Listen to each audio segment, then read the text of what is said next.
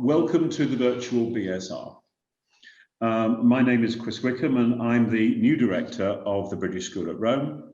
And for those of you who are new to us, we hold seminars and lectures every Wednesday evening online in Rome. And this lecture series is precisely what it's us moving this important aspect of our work online.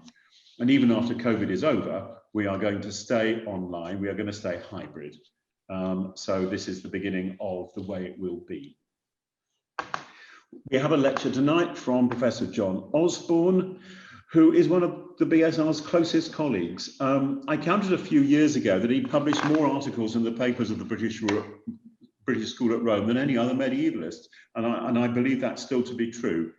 He's an art and cultural historian with very broad research interests across early medieval Italy, a special focus on the material culture of the city of Rome. Medieval use of the Roman catacombs, mural paintings from San Clemente, from Santa Maria Antiqua. He knows more about Santa Maria Antiqua than anyone else alive, in my view. Antiquarian drawings of medieval monuments, the medieval understanding and use of Rome's heritage of ancient buildings, cultural transmission from Byzantium. He started at the Courtauld Institute of Art in London, but he came to the school first on a Rome scholarship in 1978-9.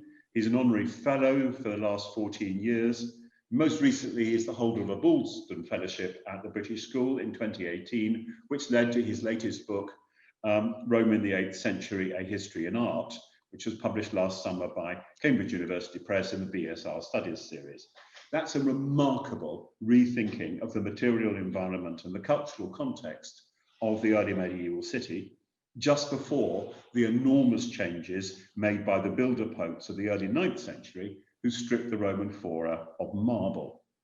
It actually goes quite well with an even more recent book, Rosamund McKitterick's Rethinking of the Biographies of the Popes, which was also another long-term project of a Bulston Fellow, and which appeared just after John's book. He's currently research professor and dean emeritus at Carleton University, where he worked for many years in research, teaching, and managerial capacities. So I'm going to mute myself and cut myself out at the moment, in the same way as all the rest of you are. I will reappear at the end of John's paper, and I will put some of your questions to our speaker. My estimation is that probably there will be more questions. There are now 240 of you than he can possibly answer, but I will register a fair proportion of them. The way you ask questions is you use the Q&A function at the bottom of your screens. That's the only way that you're going to be able to ask questions. We can't have little faces and people putting their hands up. The system cannot cope with it. Just to say, this event is being recorded, just so as you know. So I'm going to pass over to John Osborne, who is going to discuss a big argument between ancient and medievalists, classicists and medievalists about 15 years ago, which he was very neutral about in his book, but I expect him to be rather less neutral today, dating the Capitoline wolf. Over to you, John. Right. Thank you very much, Chris. It was a very kind and generous introduction, and we'll see if I'm less neutral. I don't know. I'm going to share the screen, and let's see if we can get this going.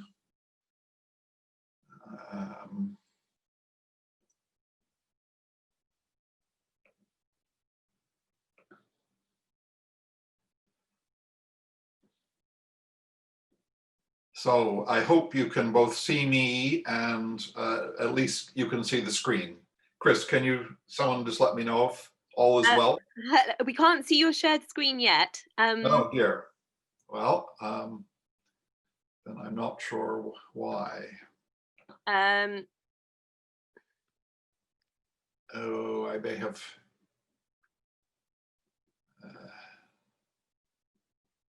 Can you see? You can see me though? I can see you. All right. Well, something's happened here, so I'm going to re-enter here. Okay.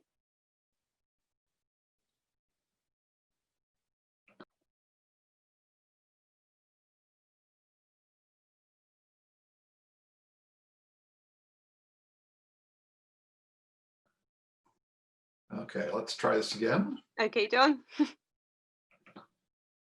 Brilliant. Yep, it says, yep, yeah, we're there. So you just need to open your PowerPoint. That's fantastic.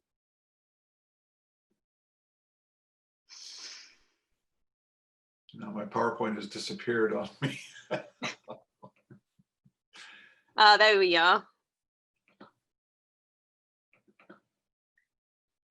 How's that? Perfect. Good. That's lovely. I'm going to mute myself again. Thank you so much, John. Thank you for surviving tech.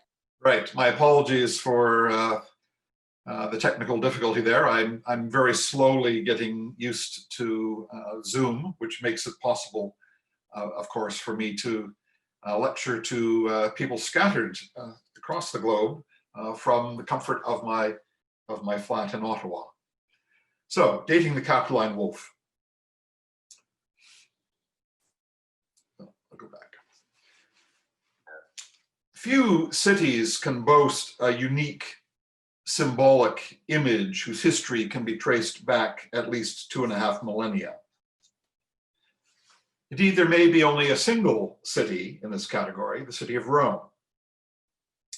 In its foundation myth, related by Livy, Plutarch, and other ancient authors, the twin boys, Romulus and Remus, descendants of Aeneas, and the grandsons of King Numitor of Alba Longa, were thrown into the Tiber River by their grandfather's brother, Amulius, who had usurped the throne. And there they were rescued by a she-wolf who nursed them until they were discovered by the shepherd Faustulus. As you all know, the two brothers would go on to found the city of Rome, and Romulus became its first king. The image of the wolf is one of the first to appear on the city's coins, and it would have a long history. And here you see an issue of the Emperor Hadrian in the early 2nd century. One of the last emperors to use it was Maxentius at the beginning of the 4th century. Maxentius, who was a staunch promoter of the city's history, and who even named his own son Romulus. Of course, Maxentius did not survive the famous Battle of the Milvian Bridge in October 312, but the wolf image did. It would reappear during the period of Ostrogothic rule of Italy around the year 500, and in later centuries it can be found on a variety of medieval objects, including the Franks casket in the British Museum and the Rambona diptych, which you see here, the Rambona diptych dating from about the year 900. And as we learned from Hester Shaddy's BSR paper last month, there's a reference in the early 15th century in the correspondence of Cencio de Rustici to an image of the lupa being sewn onto the clothing of Roman boys, presumably the early modern equivalent to the present-day logo of AS Roma Football Club, although in the 15th century you probably wouldn't have been able to get it on a face mask.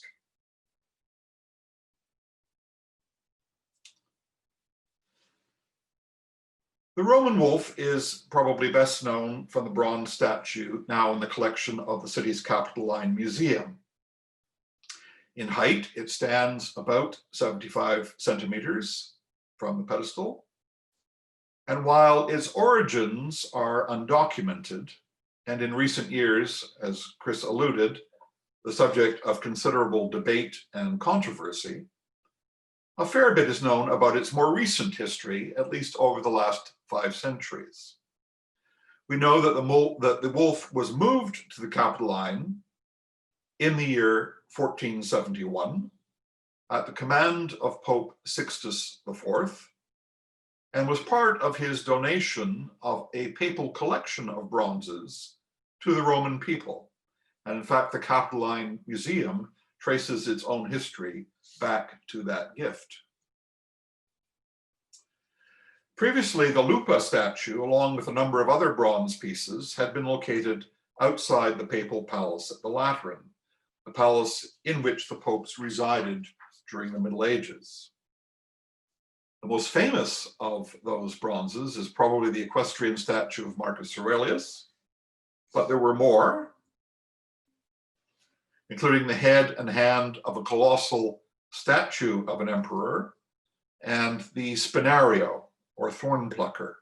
And all these are now housed in the Capitoline Museum, although the equestrian statue was outside in the Campidoglio until it suffered damage in a terrorist attack in 1981. And the statue that we see outside today is, of course, a replica. The wolf may have been the first of the group to have made this short journey from the Lateran to the Capitoline. And at first it was placed outside on the facade of the Palazzo dei Conservatori, where it can be viewed in a Heemskerk drawing. And from the middle of the 15th century, the Palazzo dei Conservatori, and indeed the Campidoglio in general, served as the center of the city's civic government. Of course, still does today. From the correspondence of Cencio de Rustici, we know that the Lupa was already functioning as an important totem of Roman identity. But while its history over the last, say, 550 years is not in doubt, there are many more question marks concerning its placement prior to Sixtus IV's gift. We'll return to that question shortly. But first, it should be said that the dating of the wolf statue has not been without controversy. Although until recently, only a few have questioned the prevailing view, a view which goes back at least as far as Johann Winckelmann in the mid-18th century, that the statue belongs to the early 5th century BCE, before the Common Era. This assessment has been based more or less entirely on stylistic connoisseurship. And various parallels have been drawn to Etruscan sculpture from sites such as Tarquinia. Winckelmann also proposed that the statues of the twins were modern additions made in the late 15th century following the transfer to the Capitoline. The first absolutely secure mention of them occurs in a document of the year 1509. And they are now generally accepted as being the work of the Italian Renaissance sculptor Antonio del Pollaiuolo, or at least his workshop. And that was proposed by the art historian Adolfo Venturi in 1919. The wolf has come back into question in recent years because between 1997 and 2000, the statue underwent a major conservation. And the catalog of the exhibition that marked its return to view, which it did in June of the year 2000, the Jubilee, reiterated the traditional date of approximately 490 to 470 BCE. But the catalog also offered some exciting new information. During the conservation process, a micro camera had been inserted into the interior. There are various openings in the statue, particularly underneath. A camera had been inserted, and this revealed various things, mainly that the statue had been cast as a single piece using the lost wax or cire perdu technique. In a nutshell, for those who are not familiar with it, this involves making a model of, in this instance, sand and clay, then covering it with wax. So you model your statue in wax on a sand and clay base. And then you apply a heat-resistant plaster. The piece is then heated such that the wax melts and runs out through the apertures left for that purpose, and then is replaced with molten bronze. When the metal cools, you remove the plaster and also as much of the original clay model as possible, and you are left with your metal statue. And the explanation I've just given of the technique is a very, very simplified version of what is in fact an enormously complex and difficult process. Now, in this instance, the camera revealed that about 40% of the clay core, the original clay core, was still intact, surviving especially in the head and in the paws of the wolf. And a scientific analysis of clay samples that were subsequently removed determined that the clay had come from the area of the Tiber Valley, specifically the stretch to the north of the city between Rome and Orvieto. So we can now say with reasonable certainty that the statue was made locally and not imported from some other part of the Mediterranean. The camera even discovered the fingerprints of the sculptor imprinted in the clay for posterity.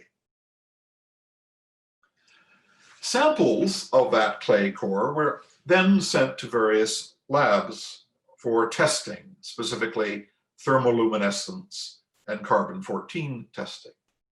But the catalog reports that the results were completely contradictory and hence inconclusive. At the same time, the wolf was subjected to a number of other scientific tests. For example, an analysis of the lead isotopes in the copper revealed that the copper had come from a mine on the island of Sardinia at Calabona, which is about 5 kilometers southeast of Alghero on the west coast.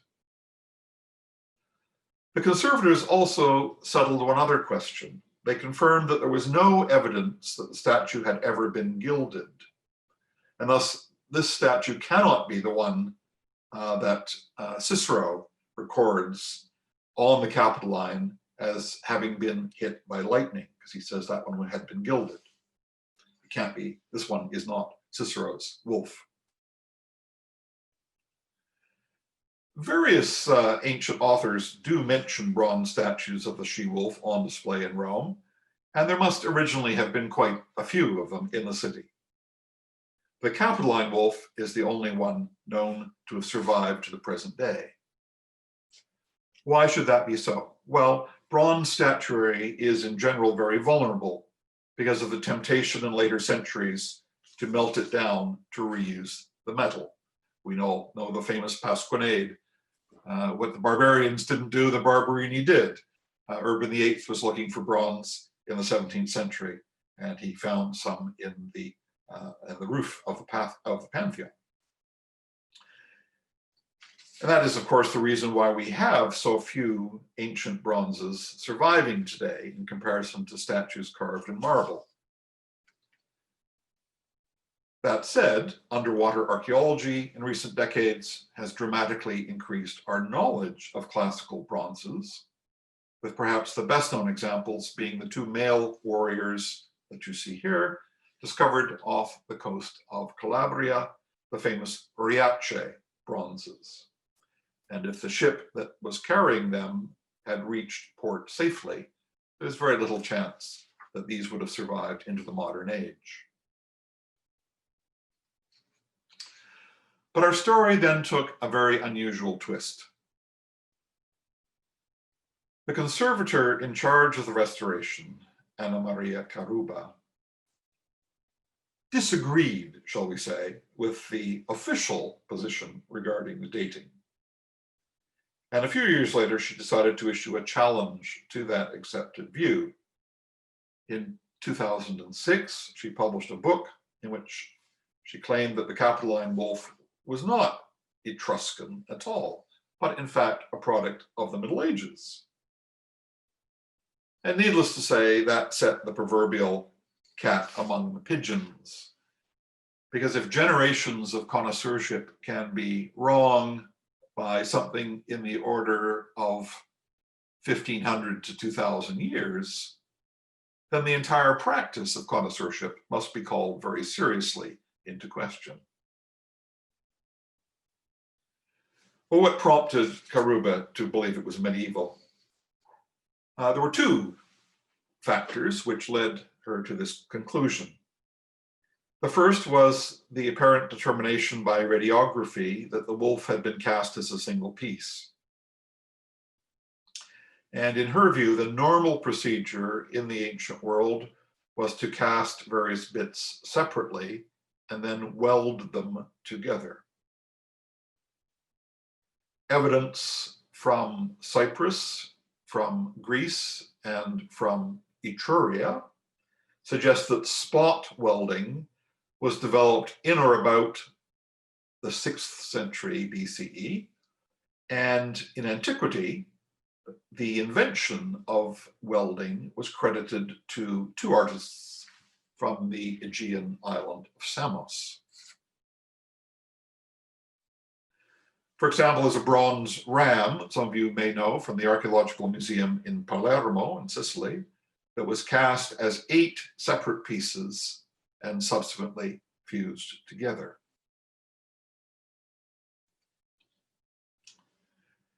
In the case of the famous Riace warriors, also usually dated to the 5th century BCE, in both these figures, the head and arms were cast separately from the main piece comprising the torso and legs. And much the same technique was also used in the late 15th century for the figures of the twins. Indeed, their left legs were apparently both cast from exactly the same mold. Medieval bronze casters used the same lost wax technique for casting, but had lost the art of welding. And thus medieval bronzes are usually cast as a single piece. And I show you as an example, well, I'll come to it in a minute. First, I'll say that this technique for cire perdu casting in a single piece is the one described in one of the very few medieval artists' handbooks that has come down to us, the Diversarum Artium Schedula, written by someone who called himself Theophilus in the first half of the 12th century. And among the examples of single cast bronzes that Karuba cites is the one you see here, the so-called Braunschweig lion, placed in front of the palace of Duke Henry of Braunschweig in or about the year 1166, intended to serve as a symbol of his power and authority. In a situation very similar to Rome's Marcus Aurelius, the lion on public display in Braunschweig today is a replica, with the original more securely housed in the adjacent castle, which is the one you see here. Now, the second factor leading to the suggestion of a date in the Middle Ages was thermoluminescence analysis. And thermoluminescence dating is a process that may not be familiar to many of you, and indeed, I've had to do a lot of reading about it, because it certainly wasn't to me. And even after perusing various attempts to explain it, and I've read quite a lot about it, I'm not sure that I understand all its complexities, but I'll give it a try in terms of explaining it to you. It starts with the principle that all objects absorb radiation from their environment, and particularly objects made of materials that have crystalline structures. and that the amount of radiation absorbed is directly proportional to the time over which the absorption process occurs. So the older the object, the more absorption that has taken place. So working backwards, as it were, if you know how much radiation has been absorbed, and you know the rate of absorption, you can calculate the period of time in question. So in theory, you can calculate then approximate date in which the object was made. The problem is to measure the amount of radiation absorbed. Now, the test works particularly well for crystalline mineral structures because the natural radiation, the absorption of the natural radiation, displaces electrons in the atomic structure, and these become trapped in other parts of the atom.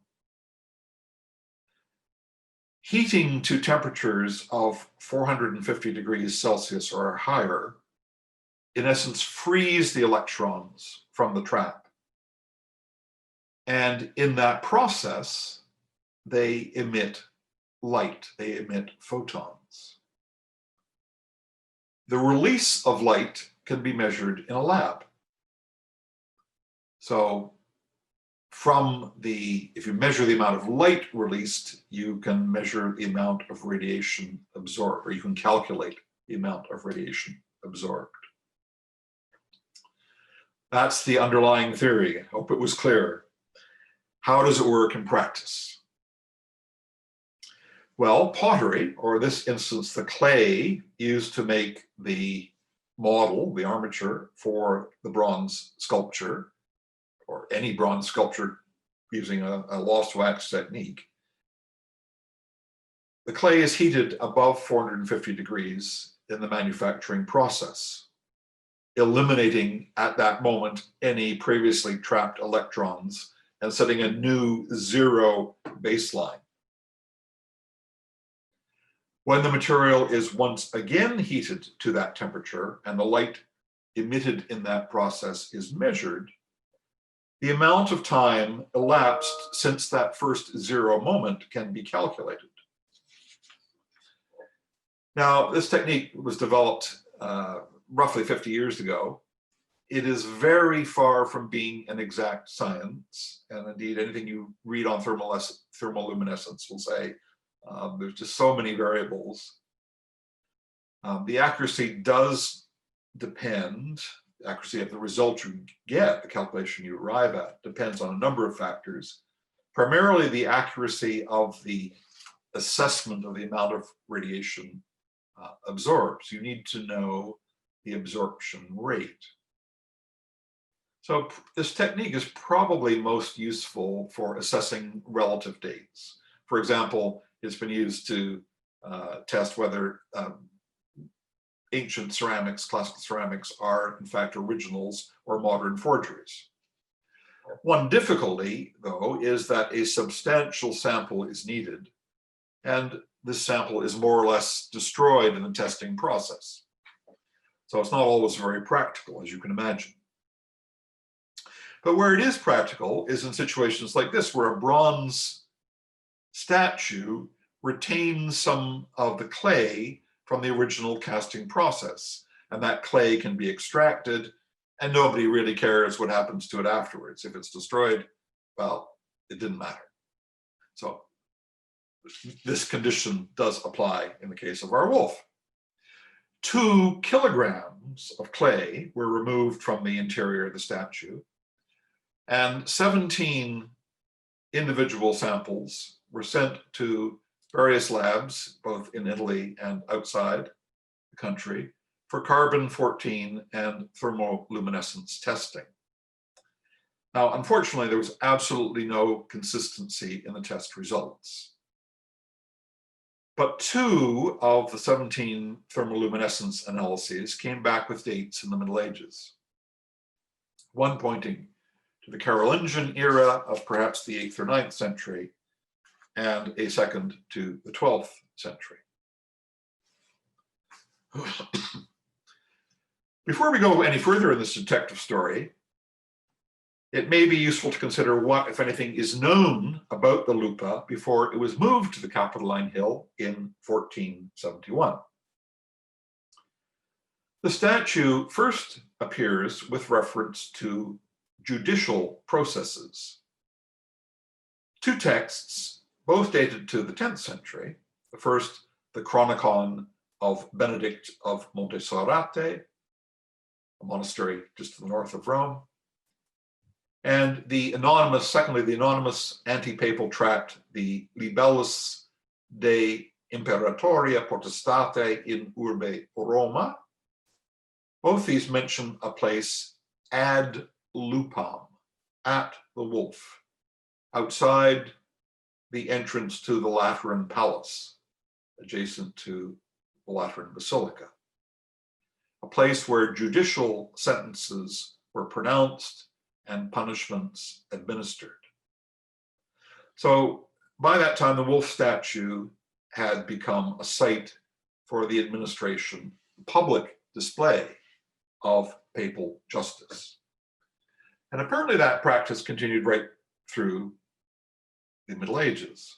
As late as the year 1438, for example, 3 men were caught attempting to steal jewels from the reliquaries at the Lateran Basilica containing the heads of Saints Peter and Paul. These are reliquaries placed in a baldachin over the high altar by Pope Urban V, was perhaps the model for Urban VIII's baldachin in St. Peter's, the Bernini one.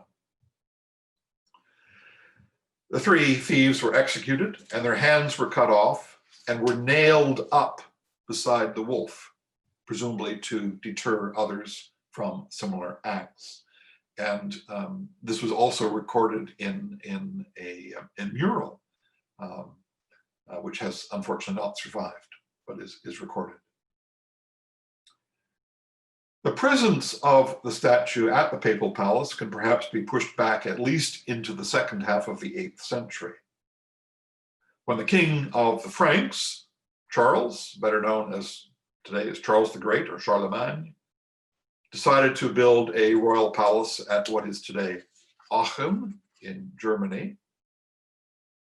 That palace was called the Lateran in contemporary documents because the Roman Lateran was believed to have been the palace of the 4th century Emperor Constantine, the first Roman emperor to provide explicit legal protection and support for the religion of Christianity. And a document forged in the 8th century, the so-called Donation of Constantine, maintained that Constantine had given that palace, along with authority over the western half of the Roman Empire, to the Pope of the day, Pope Sylvester, when Constantine left Rome and moved his capital to the east to the city of Byzantium, which he renamed after himself, Constantinople, modern Istanbul, which he did in the year 330. The important thing here is that the name Lateran was thus associated with imperial rule. And even more importantly, Charlemagne was being encouraged to view himself as the new Constantine, something made very explicit in the mosaic decorations of Pope Leo III's Lateran triclinium. Now, Charlemagne's Aachen Lateran was also supplied with bronze statues to emulate the Lateran palace in Rome. And these, we know, included an equestrian statue of a ruler, probably Theodoric, that was brought north to Germany from Ravenna. The loss to the city of Ravenna is recorded by its contemporary historian Agnellus and others. That statue hasn't survived, but if you visit Aachen today, where the amazing palace chapel is almost perfectly preserved, you can see the statue that you see here, variously described as a wolf or a bear. I won't offer a judgment there, but presumably it was intended to emulate the Roman lupa.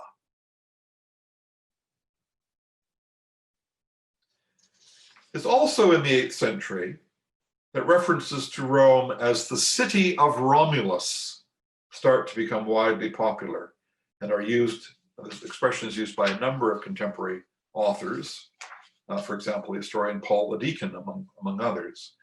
And this may not be coincidence. And in that regard, I'd like to mention a really fascinating suggestion that's been put forward by Robert Coates-Stevens, first in a BSR lecture, which I was privileged to hear back in 2018 during my residency of the Boston Fellowship, and one he has subsequently published. His suggestion concerns the inscription that you see here, an inscription found in the substructures of what remains of the Lateran Palace, although the exact time and place of the discovery seem not to have been recorded, but probably in the early decades of the 20th century. The inscription contains verses 274 to 278 from Book 1 of Virgil's Aeneid, a prophecy regarding the future greatness of Rome that mentions both the wolf and Romulus. And although the initial publication of the inscription suggested a date in the 5th or 6th century, a much more perceptive study of the script has prompted Coates-Stevens to suggest the mid-8th century and to link it very plausibly to the restoration of the Lateran Palace known to have been undertaken by Pope Zacharias between 741 and 752. And I think Robert is absolutely correct in this. And the Liber Pontificalis Vita for Zacharias not only documents his interest in bronzes, but also that he decorated the walls with verses, atque diversis versiculis ornavit.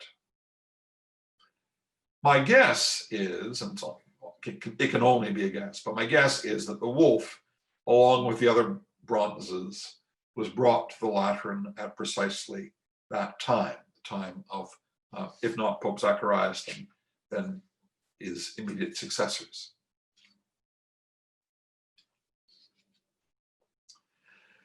Now, the 10th century references to the place of the wolf, ad lupam, do not refer specifically to a statue, although it's difficult to imagine that this is not implied in that name. The first clearly eyewitness account to a physical object, an actual bronze statue, is provided at the beginning of the 13th century by the English traveler Master Gregorius. And he writes, and I quote in translation, "In the portico, in front of the winter palace of the Lord Pope, there's a bronze statue of the she-wolf, which is supposed to have suckled Romulus and Remus. The bronze wolf stalks a bronze ram, which also stands in front of the palace, and from its mouth, water pours for washing one's hands. Water for hand washing used to run from the wolf's teats, but now its feet are broken and it has been removed from its original place." We'll come back to that passage a little bit later.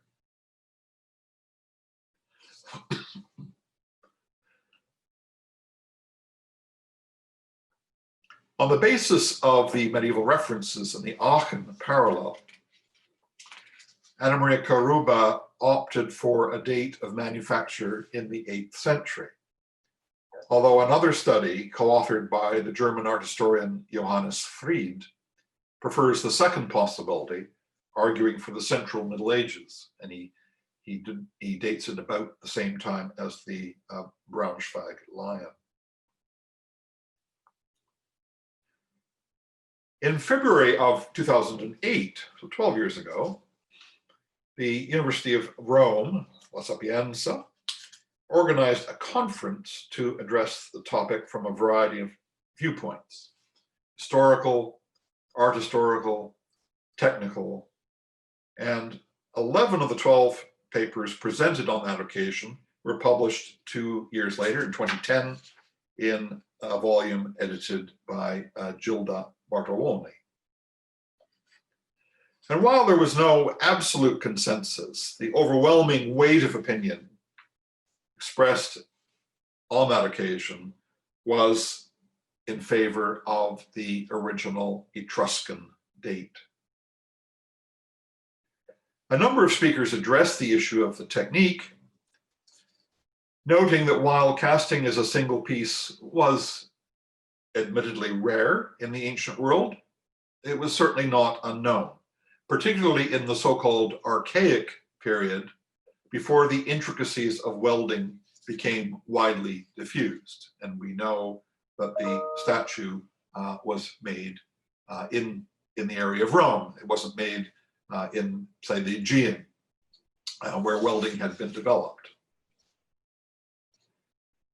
Complicating the analysis, as noted previously, very few bronzes have survived from antiquity, most having been melted down for their material in later periods. And just as an aside, the Capitoline lupa weighs about 150 kilograms. So the amount of metal that it contains is not inconsiderable.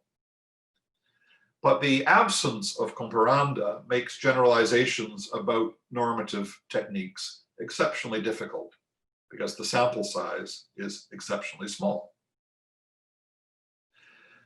The various specialists in ancient sculpture concluded that there was nothing about the Capitoline wolf that renders an Etruscan origin impossible. And close parallels were cited for various aspects of the decoration. For example, the detailing of the skin. Furthermore, and this is, I think, quite interesting, the ratio of the metals in the bronze alloy, and the ratio in the case of the lupa is roughly rounded off 85% copper, 10% tin, 5% lead. This is entirely consistent with other Etruscan work. And the Calabona mine on Sardinia, which we know to have provided the metal, it was first worked by the Phoenicians. It's not known to have been active beyond antiquity. No evidence for its use in the Middle Ages. Medieval bronzes usually contain other metals in addition to the three I've named. For example, the Braunschweig lion is almost 10% zinc, and the medieval statue of St. Peter in St. Peter's, one you may know, contains both iron and silver. The Capitoline wolf reveals no trace of such additions.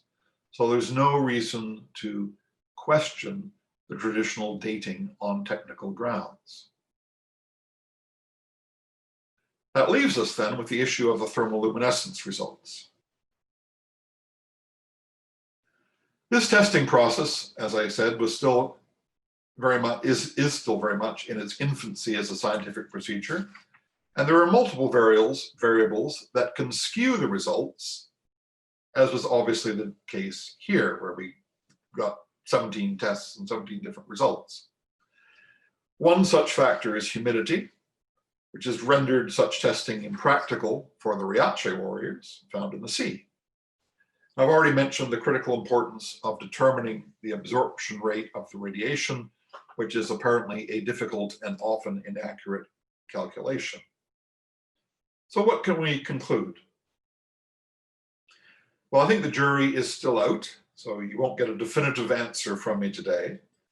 But I tend to support what art historians over the last 250 years have believed, namely that the Capitoline lupa is an Etruscan bronze, not medieval, and that it was one of a number of bronzes surviving the city that were assembled at the Lateran in the mid-8th century, the moment when the popes assumed full responsibility for rule in the city of Rome, taking over from the former imperial administration. And I don't think it's a coincidence that senior papal bureaucrats, for example, individuals like Theodotus, patron of a chapel in the Church of Santa Maria Antiqua and the uncle of the future Pope Hadrian I, they are known to have begun their careers in the imperial service before shifting to work for the popes. These statues were widely regarded as symbols of power and of authority to rule, and in that regard, they were widely copied in subsequent centuries at Aachen, at Braunschweig, and elsewhere. The only remaining objection to the traditional view seems to be the thermoluminescence tests. There can certainly be no doubt that some wolf statue stood outside the Lateran from at least the 9th century, when the space begins to be designated as the place of the wolf, and probably a little bit earlier than that, given the Carolingian wolf parallel at Aachen. But there's one interesting complication that needs to be addressed, and one that I think until now has passed unmentioned.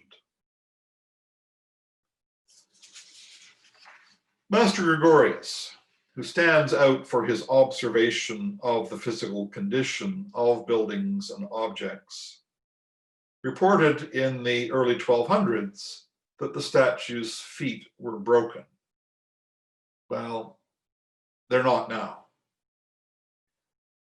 Assuming he didn't just make that up, and there's absolutely no reason to think that he would do so. It would be a very odd observation to invent, particularly if it were not true. And he's pretty good in his observations in other areas where we can actually test them. So assuming he didn't make it up, I think there can only be two possibilities. The first is that the feet have been repaired in a restoration campaign not discovered, shall we say, in Karuba's radiography. Or secondly, that he was describing a different statue, one that was lost sometime between the early 13th and the mid-15th centuries and was replaced by the statue that we see today. Now, both those alternatives pose problems, but the first may perhaps be preferred. As I've mentioned, clay samples were sent to 17 labs for thermoluminescence testing.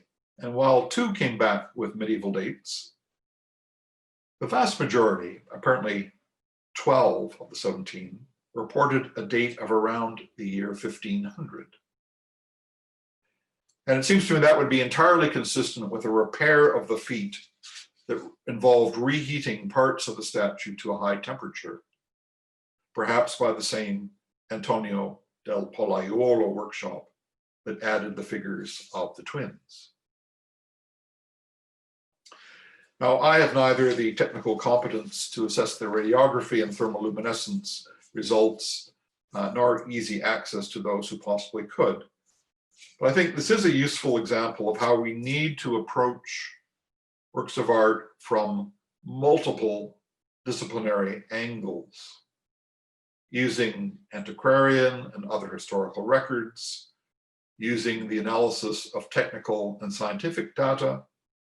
And of course, there's also a place in that mix for informed connoisseurship. By contrast, relying exclusively on a single approach to the exclusion of all others is probably not the best way to achieve an accurate picture and come to a reasonable conclusion. The full range of available evidence needs to find a place in the discussion. Nor, I think, should we immediately jump to conclusions on the basis of a single test result, even if it does make good headlines, and this, in this instance, presumably led to some book sales. I can predict with some confidence that the final chapter in this story has not yet been written, and that we shall hear probably a lot more about the Capitoline wolf in the years to come.